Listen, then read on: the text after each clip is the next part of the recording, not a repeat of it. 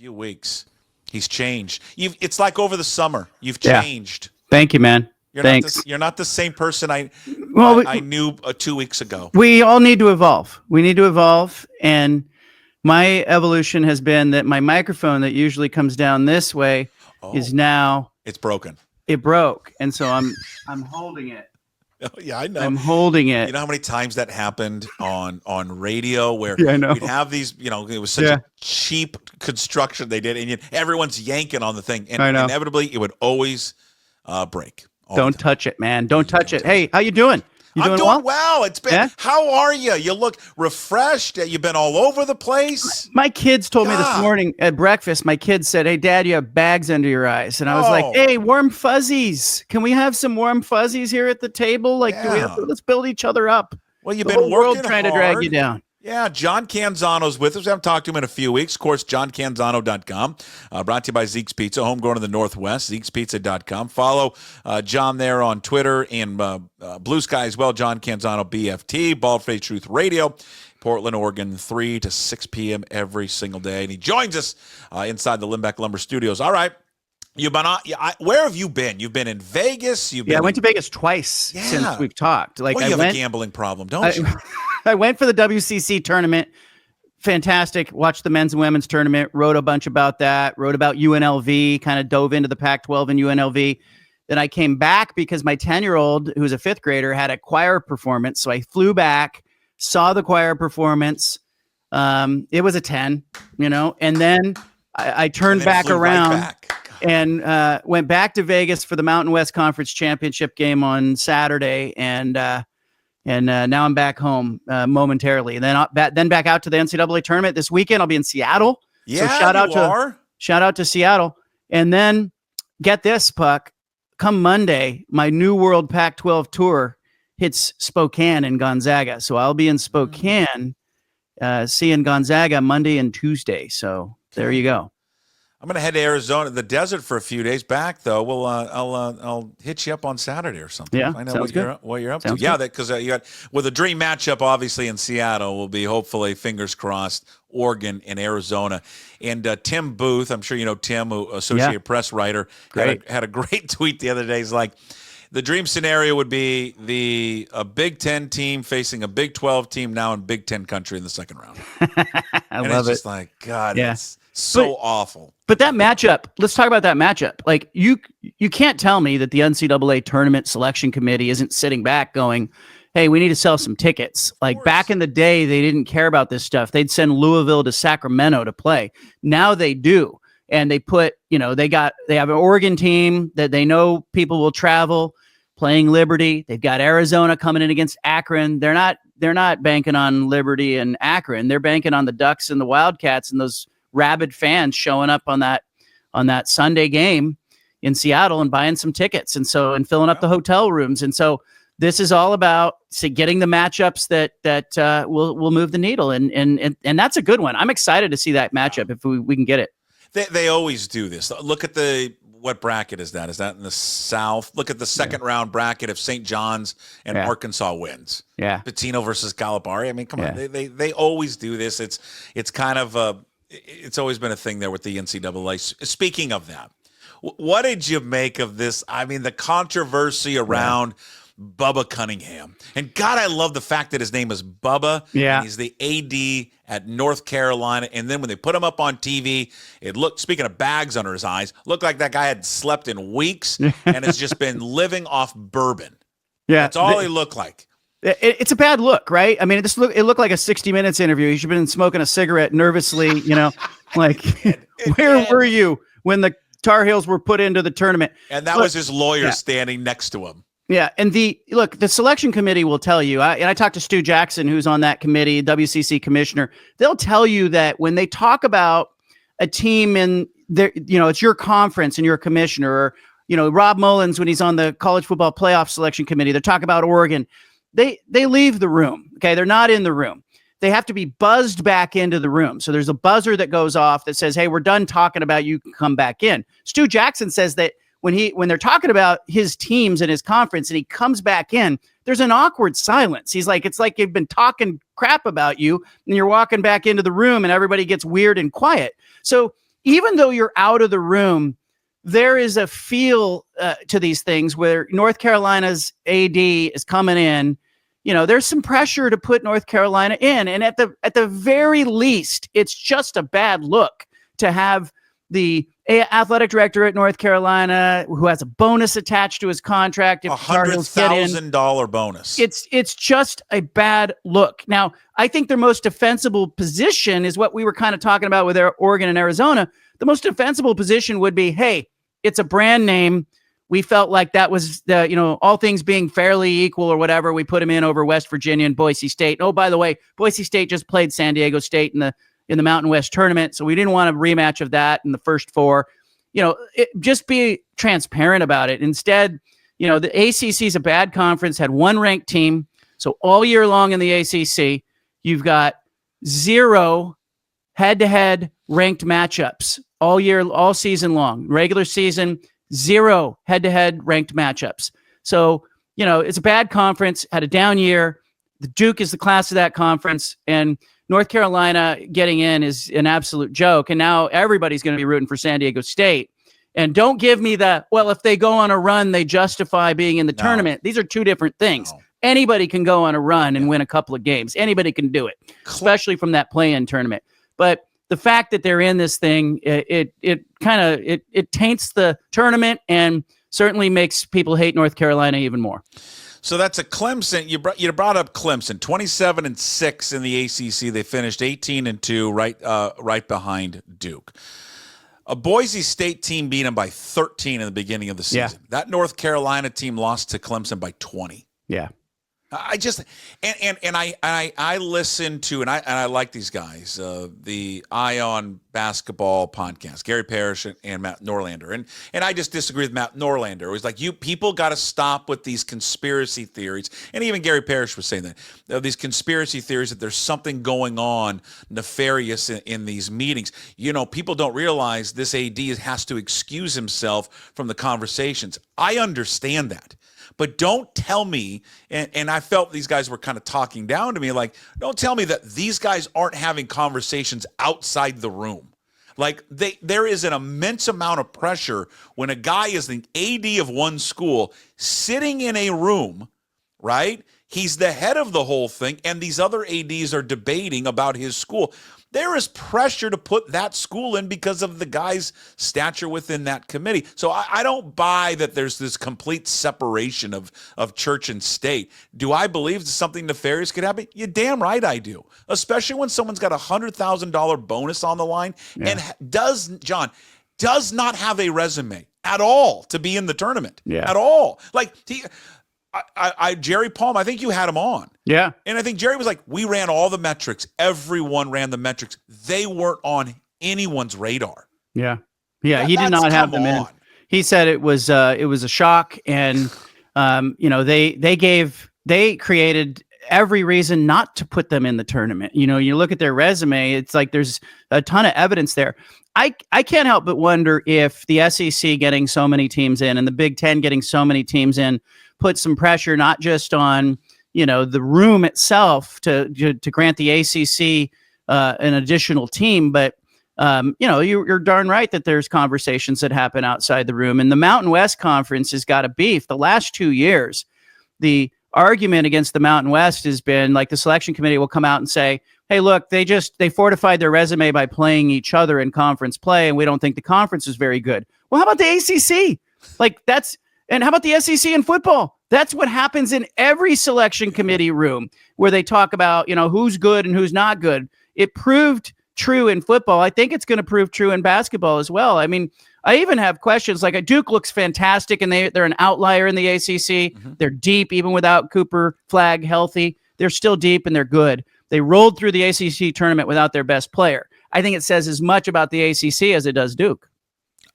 Agreed. Agreed. I think everyone's intelligent enough to understand that if it wasn't, who they are and their colors and their logo, they would not have been in the tournament. And we have got to get away. I think we've discussed this before. I've screamed for years about this, like everyone else has. Especially with college football, there is no way athletic directors who currently are working at a school should be on these committees. They have a bias and a loyalty to A, their school, and B, their conference. It's like, who's for college football? Is it Ward Manuel? Yeah, Ward Manuel, Michigan's AD. Yep. And he has no right being on that. Yeah, and before that, it was Rob Mullins, the Oregon AD. Again, it's just it's a conflict of interest. Yeah, a major conflict of interest. I know. I was talking to somebody recently who worked with the NCAA, like Google Analytics, who worked on like their StatCast and all that information, and they were going to work with the NCAA, like on the kind of like it would basically replace the RPI. Okay, the NCAA, it was too good. What Google had created was too good, and it would have been so foolproof that it would have eliminated the committee. So, but they were like, we just, basically it was, we can't eliminate the committee. We need a human element in there. Yeah. You got to have the human offer human influence. We need another committee and another meeting. That's what we need in the world. So, let's have another committee on the committee. But the ADs use that chair role, the CFP role, and the NCAA basketball tournament chair role. They use it often to position themselves for another job. It's something they can put on the resume, and it's but this is the first time I've seen out and out like some real questions about, was there undue influence? West Virginia's all kinds of mad. You don't want to piss off West Virginia. I mean, they're all kinds of upset. Boss Hogg is over there. The governor, he's got the attorney general's attention on this thing. They're going to be looking at cell phone records and backroom dealings, and they're going to get to the bottom of it. But it kind of sucks because the other thing that's being talked about is the expansion of the tournament and Puck. Are we to believe then that the expansion of this tournament would have included West Virginia and Boise State? No, they're going to put more automatic qualifiers from the Power Four conferences. We don't want to see these teams play. I don't want to see North Carolina play another game. I like to see Boise State or West Virginia in that spot. And here's the other thing. The committee sort of indicts itself, because if you look at the actual seed rankings, they have North Carolina seated behind Drake. Drake was an automatic qualifier. They won their conference tournament. That's how they got in. They were not getting into the tournament unless they won their conference tournament. But the committee seated Drake overall in the list in front of North Carolina. So it tells me, like, if you just switch the resumes and you're blindly looking at their resume, North Carolina's not in this field. It shouldn't be in the field. All right. What some of the chances of the defectors? Who do you like? Who do you like the most in the tournament? Oh gosh, I think Oregon can get to the Sweet 16. You're talking about the Pac-12 defectors. Is that what you're talking about? Yeah. Okay, I went right there. Oregon, I think can get to the Sweet 16. I think Oregon Arizona is a coin flip in that second round matchup, but I like Oregon a little better. Dana Altman and his team played really well down the stretch. And I think they're battle tested, and their only loss, I think, in the last 9 games is to Michigan State. So I'll take Oregon over Arizona, but then Oregon's going to get Duke, and I think that's kind of where they hit their ceiling. I just don't see it. I don't think they can get by Duke. Other schools, I mean, I'm looking, aside from the defectors, I'm looking at St. Mary's, Puck, and Randy Bennett and St. Mary's auditioning a little for the Pac-12. What they don't have on their resume is a deep run. Is this the year that St. Mary's could maybe get to the Sweet 16? I'm looking at their bracket. It's a little soft in their bracket. So I think St. Mary's is going to be interesting. I think they can win 1 game, but can they win 2? I think it would be big for St. Mary's as they try to posture for possible inclusion in the Pac-12. But otherwise, I'm just like everybody else. Thursday and Friday, that's the best ever. It's the best thing ever. That Thursday, Friday, when those games have tipped off, and it's this time of the morning, and you're drinking coffee, and they're tipping off basketball. Oh, it's the best. Here, the one thing I wish they would change is, can we go back to like whatever city it is in, have the uniqueness of the court, so I know like where it's at. Yeah. It always looks the same, and like where are they at? I don't know. I can't tell. Yeah, like when they're at a Midwestern site, you want like a image of a guy in a flannel suit, want like where smoking a cigarette, eating a pork tenderloin. Well, yeah, that's okay. Yeah, I do, and boy, that sounds good. Yeah, I know. Like when it's in Seattle, I just want it to look like when the Storm play there, the Climate Pledge. I like that. Yeah, so, but that's a I small support that. Right? I support that. I agree with you. This time of year for me is just the best. I love it. You got baseball next week. I mean, I officially got going away, going on this morning with Shohei and that. And then the NCAA tournament, and then I'm a huge golf fan, so then the Masters is in a month. It's the best. But this tournament, I mean, for all that we gripe about with college athletics, this is the one. You've said this before. This is the one they've gotten right. Yeah. This, I also think, like you and Jim were talking about your top 4 seeds. Oh, in life, I'm going to get you. Yes, I'm going to get you. I'm gonna ask you. I had a lot of thought about this. Can I share mine? Yeah, I want your top. We did this yesterday for people who don't know. Is I mock because everyone does this. Hey, who do you got in your Final Four? And I hate that. I don't care who you have in your Final Four. Don't ask me. I'm not going to ask you. So we did a spin on it yesterday. Just your top 4 seeds in life. And so mine was just peanut butter, naps, pizza, and bourbon. Yeah. And Jim was tequila, gambling, Thai food, and dogs. So what's your top 4? Yeah, I mean, I gotta say that when I thought about this and I saw you guys do this, I immediately thought of my grandmother's Italian grandmother's spaghetti sauce. Oh. Good Italian food and grandma's spaghetti sauce is one of the Final 4 for me. I would also say the written word. I'm just big. I'm a writer. I grew up reading. I grew up on Jack London and Ernest Hemingway, and I write now, and I love to write. So I would say the written word's in there for me. Then I want to say NCAA championship events that they haven't messed with yet, like the NCAA tournament mostly, and Omaha College World Series. Come on, these things are untouched. Like they haven't messed with these things, and they're beautiful as they are. And then I think finally, as I look and think about this, I just think that like not enough is said about a good cup of coffee and an ocean or a beach nearby in the morning. Like you're on vacation. I don't know whether to say a beach or a good cup of coffee. So I'll say a good cup of coffee within eye line of a beach. That would be a new one. Yeah, I love that. All right. Coffee on the beach. Yeah. NCAA championships. I don't know if I'm on the beach drinking the coffee, but I'm having coffee and I can see the ocean. Yeah, and then it's a good day. That's going to be a good day. Sauce and written word. That is a little different than Yeah, we were. Well, you guys got the Final 4 of vices. That's actually, you know what? That's how we probably should have phrased it. The top 4 seeds of vices. Because then. I would put gambling on there. I mean, I do enjoy a blackjack hand. Oh, he was like, he's like, wait a minute. And the best thing is yesterday, he's like, gambling. And gambling, he's like, gambling on everything. It doesn't matter, just in general. Like, okay. All right, where are we at? We got so the tournament gets underway Thursday. Yeah. You've talked a lot about the media rights and timeline and expansion. Are we getting closer to that? Yeah, I mean, I think it's right there. And I had originally said Thursday, ball goes in the air. I think that that's the over-under on whether they'd have a deal. It looks to me like it's going to go over, but not by a lot. You heard the San Diego State AD, J.D. Wicker, talk about the timeline being end of the month. I had another Pac-12 AD say, well, JD is the only person who's saying that publicly. Keep an eye, too, around that lull between the Elite Eight and the Final Four. Early April, first few days of April. I think it could bleed over the end of the month into the first few days of April. I do think there's some thought within the Pac-12 ranks that maybe making the announcement right in there would create a little extra glow and some extra discussion. You don't get lost in the tournament games. I look back at my original projection of March 20th and I go, okay, I wasn't far off.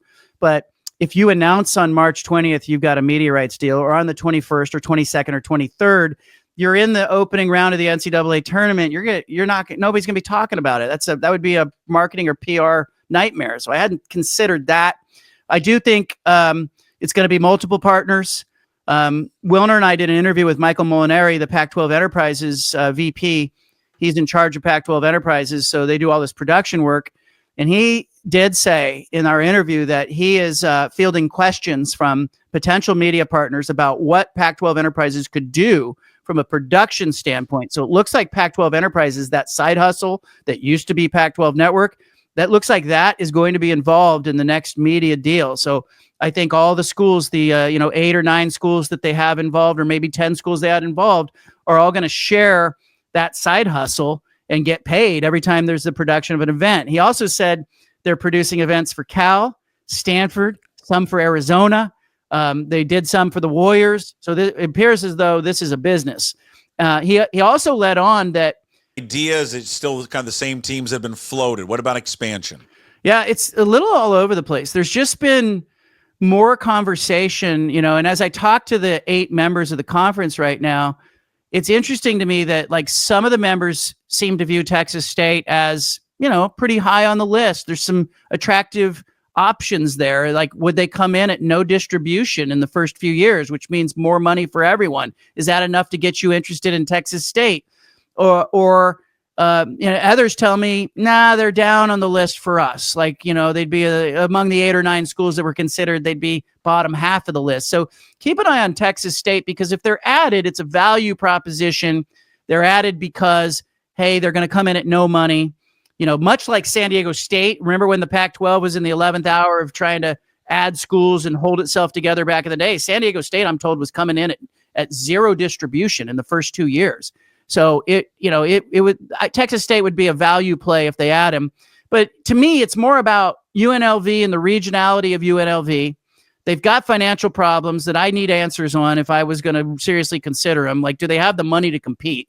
Because they're saying they don't have the money to pay their football coach, and then they're going, well, wait a minute, we misspoke. Yes, we do. Wait a minute. If you can't compete and you're UNLV, I don't think the Pac-12 wants you. So what are the financials? Are you going to invest? Are you going to spend?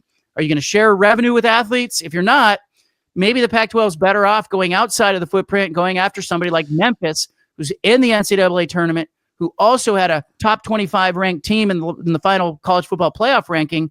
They are competitive, and they're going to invest and they're going to spend. So those are the main questions that I think that are being asked still.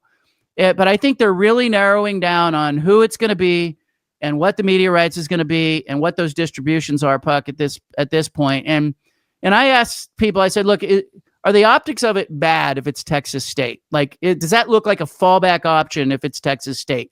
And they said, no, I mean, it's still Boise State. It's still Gonzaga. It's still San Diego State. Those are, if we had announced them in all at once, people would be excited about this group. And then I've had others say UNLV is the pick because it's the regional pick. And then I have others yet who say we have to look hard at Memphis. So I'm curious to find out where they end up. I continue to ask questions about this.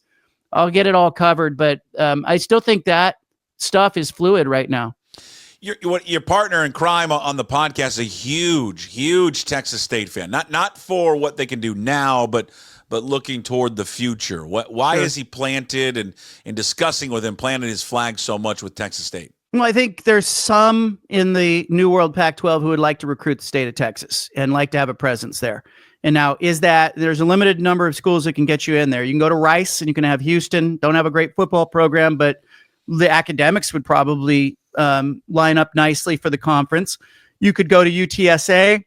You could go to North Texas, or you can go to Texas State. So it's a way to get a foothold into the state of Texas.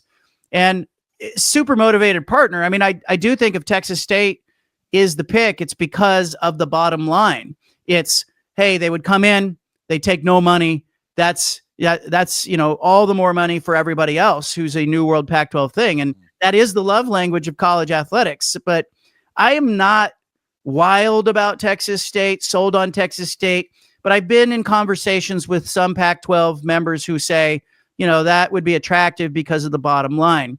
Memphis doesn't have a huge, buyout in the American, but you've got travel costs. So every time your Olympic sports are traveling to go play in Memphis or Tulane, you're going to be paying to go, extra money. So there is a bottom line hit there that does matter in the end. And then UNLV, it's got the geography, but the potential complications with the Mountain West, another $17 million in exit fees, another $11 million in poaching penalties to fight over.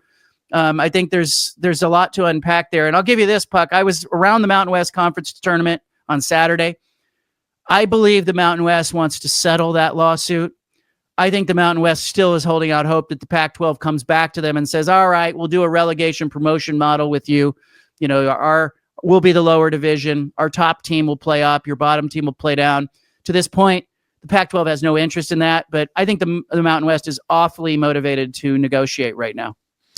Where are we at with UNLV, and what's going on with their financial situation, and then what is going on with Dan Mullins? The reports they will not be able to pay the final couple of years of his contract. Does that murky the waters of including them in the conference? It does for me. It gives me some pause, right? Because Teresa Gold, the Pac-12 commissioner, has said that they haven't yet decided if they're going to require sort of a minimum budget in the athletic department and a minimum amount of money that is shared, the revenue sharing that athletes are doing. Oregon State, Washington State say they're going to share revenue, but the conference hasn't said, hey, we're requiring you to spend $10 million, and share with athletes. Like, there's no floor yet, but there's discussions about it. So the money matters. Your ability to compete matters. Your ability to be a player in the next 5 years matters, because the Pac-12 wants the best schools that they can possibly get, and they want to position themselves as the clear-cut number 5 conference in football. Nobody's close to it. Head and shoulders, we're the 5th best conference. And in basketball, maybe the 4th best conference or the 3rd best conference if everything breaks right for them. Like, they want to position themselves in a way that, hey, we matter. We've got a bunch of teams that are punching above their weight and a bunch of schools that are interested in winning. So UNLV's athletic director is pleading poverty publicly. And it's not a new thing. Like, a lot of ADs are out there saying, we don't have the money. We need you to invest. We need our donors to step up. We need our board, our trustees to slide some money to the athletic department. We need the legislators in the state to give us some money. Everybody's doing that. But the UNLV AD did a dumber than dumb thing. He says, we only have the money to pay Dan Mullen 2 years. Well, who do you think called him right after he got done saying that? Like, Dan Mullen and Dan Mullen's agent are going to be on the phone going, what?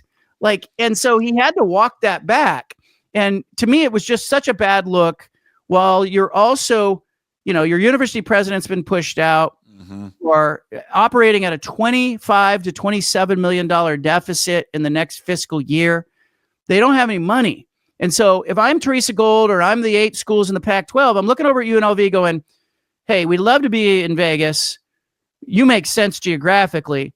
But if we invite you in, are you a bottom feeder? Or like, can you spend? Or, the sleeping giant that we think UNLV is, can you be that or not? Because if not, maybe the better thing is to go chase Memphis or to go to Texas State and just say, hey, if we're going to take a school that doesn't want any distribution, the motivation at Texas State and the motivation you see at Memphis and that will to win, does that exist at UNLV? So that is definitely a question, I think, as you consider the Runnin' Rebels. This isn't a surprise what the NCAA has done this week, was that this has been happening, I guess, illegally forever since the NIL came to fruition. But they are now going to allow athletes to officially negotiate NIL deals before they sign. This has been happening, John. Is this a big deal or not a big deal? Well, it's the NCAA saying we don't want a lawsuit. We're not going to stand in the way of this. They just don't want another lawsuit. They're like, hey, not our thing.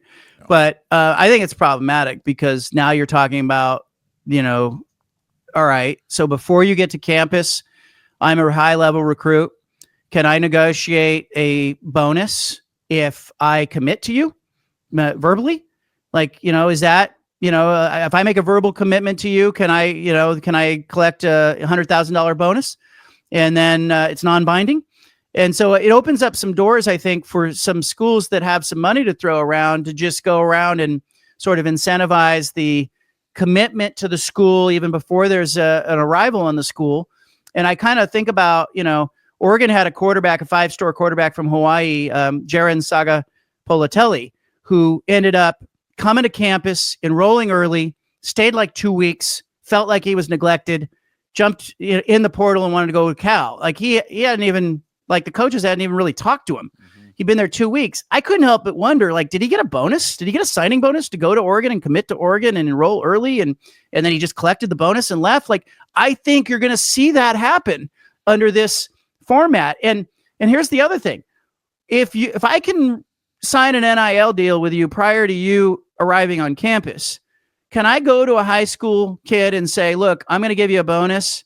I'm going to give you an NIL deal, but I want you to go to community college, play football at a local community college, and then you come to me?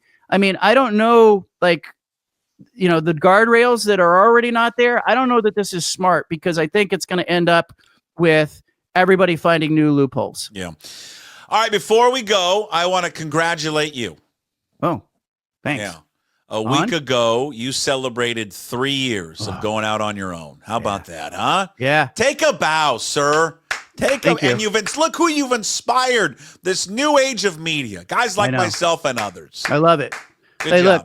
Look, it was a leap of faith, but I got to say this. There are small business owners who are watching this, and there are people who are watching this who have made career leaps when knowing that, they didn't know what was going to happen next. And it was a scary thing for me to leave a newspaper that I could have stayed at until I was 100 years old and just strummed my guitar and been there. But I was watching the disintegration of the newsroom. We've seen it across the country. And I started talking to small business owners. I talked to a guy who owned a window and door company. I talked to another guy who built an insurance agency. And I said, what is that like for you to wake up every day and know that you have that pressure over you to perform? Puck, you know it now. And they said it's the most exhilarating, rewarding thing in their professional career. And I got to say, I look back on it, and the last 3 years, it's been a blur. It's been amazing. I've got so many readers that, like, I love working for the readers. You're working for your viewers and your listeners. You're in a different relationship now, and that's how it should be. You shouldn't be working for some company that's trying to get clicks or trying to farm engagement. And instead, you're just doing good work. And the people who want to watch you, people want to read me, they're in it. And beyond that, you're not just reading me. I've got 3 daughters. You're supporting my family. I got a daughter in college. So I just appreciate those readers so much, and I meet them, and I literally want to hug them, because it's like, hey, I want to hug you for being in it with me. And so the last 3 years have been awesome, having the most fun that I've ever had, and more people reading me than ever. And it's just been really cool. Go get a subscription today, johncanzano.com. And again, it's just a major compliment to you that you were able to do that 3 years ago, last week. And we've talked about this a lot. I mean, off the air, but just how you inspired me to do it. I'll celebrate a year next Thursday. It's awesome. To doing it. And you're right. It has gone fast. It's scary. It's fun. But it's exhilarating just to steal what you said. And I couldn't have done it without your advice and support. So thank you very much. And continue to read all of John's work. Again, johncanzano.com. I want to give this to you real quick before you go. Actually, one more thing. Do you know, if we didn't have the NIL, I just randomly thought this morning. Yeah. And Kyle Smith was still the coach at Washington State. You want to know the starting 5 of his basketball team right now? Point guard is Miles Rice. Okay. His shooting guard is Jalen Wells. His starting front line is Muhammad Gay, 6'10". Yeah. He plays for the Hawks now. His other forward is Ruben Chinelu, 6'10", 250. He plays for Florida. Yeah. And his starting center is Deshaun Jackson, 6'11", 270, Iowa State. Coming off the bench is F.A. Abogidi, 6'10", Andre Yakimovsky, who transferred to Colorado, T.J. Bamba, who played this year at Oregon, and Isaiah Watts. That is the team. That's a Final Four team. Better Final Four team, yeah. Yeah, it's possible. God. It's still possible. It's still possible. It's just the margins for these schools have now narrowed. And I wonder, Puck, 5-6 years from now, if what we're going to be talking about as the top of college football separates is the rest of college football forming its own championship tournament, so that you're not competing against these schools that are paying $25 or $30 million to their athletes. I think it's also just a comment on this. That guy could recruit his ass. Oh, my gosh. He is just a fabulous basketball coach. Not perfect. Had some offensive stretches that weren't good, but a fabulous recruiter and developer. And in time, he'll do the same thing. No, and his best player at Stanford, he tried to recruit to Washington State, and he just couldn't get it. And he's the evaluation part is underrated. Like we talk all the time about great recruiters getting players, but a lot of good guys that can really recruit get a lot of bad players. Kyle Smith, just high level identification of talent, guys that could really play for him. And his team's always got better. At the end of the year, they always got better. The players got better. Yeah. Just like you. Every week, you get better and better. John Canzano, johncanzano.com, brought to you by Zeke's Pizza. All right, thank you, sir. Thank you for the long visit. Thank you. All right, there he is. John Canzano, johncanzano.com. That episode up on YouTube later. Please subscribe to the YouTube channel. Leave a comment. Try to get to as many as we can. And also, as part of the podcast, he will be in the Daily Puck Drop, which will come out later today. Big thanks to Zeke's Pizza for always sponsoring John Canzano, johncanzano.com.